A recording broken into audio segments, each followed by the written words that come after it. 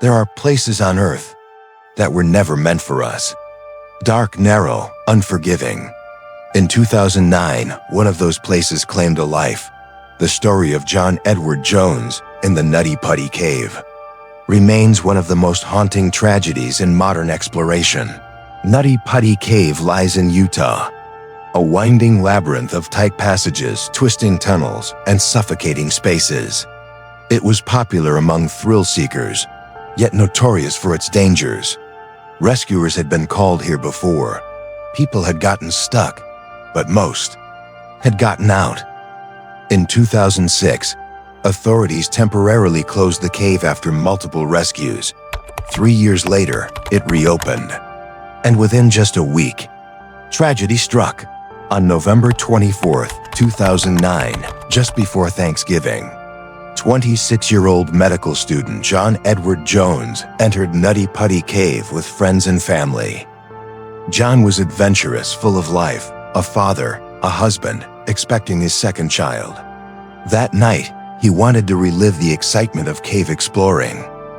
But as the group moved deeper underground, John chose a passage he believed led to a feature called the birth canal.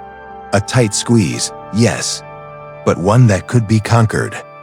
He crawled in headfirst, inch by inch, chest pressed to rock, arms extended forward. But this was not the birth canal. It was an uncharted, even narrower passage. And soon, John realized he couldn't move. Pinned at nearly a 70-degree angle, head down, feet up, John was trapped. Every breath became harder. Blood rushed to his head. His arms were pinned beneath him. He had nowhere to go. His family tried to help, pulling at his legs, trying to shift his body. Nothing worked. Panic set in. They called for help. And so began one of the most desperate rescue attempts in cave history.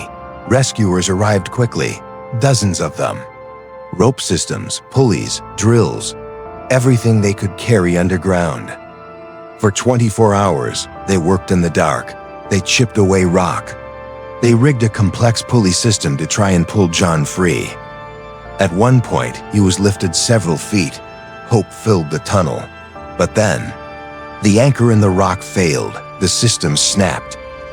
John slid back into the crevice, deeper, worse than before. By now, John had been upside down for nearly a day. His circulation was failing. His heart strained against the pressure. Rescuers kept talking to him, keeping him awake, giving him hope. But inside, they knew. Time was running out. Late on the second day, John's breathing slowed. He spoke softly of his wife, his unborn child, his family waiting above ground. Doctors on scene feared the worst. And then, silence. John Edward Jones was gone. Despite everything minus 137 rescuers, 27 hours of effort, the cave had claimed him. Authorities faced a grim decision to recover John's body. Rescuers would risk their own lives in the same deadly passage. The cave was too unstable, too dangerous. Instead, they sealed Nutty Putty Cave forever, filling the entrance with concrete. John's body still lies inside.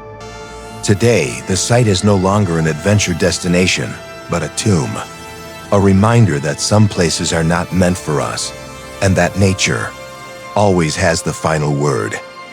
John Edward Jones was just 26, a father, a husband, a man with his whole life ahead of him. His story is one of tragedy, but also of love and courage, because in those final hours, he was never alone. Rescuers, friends, family, all fought until the very end. The Nutty Putty Cave incident remains one of the most heartbreaking stories of human exploration, and one that still echoes in the dark.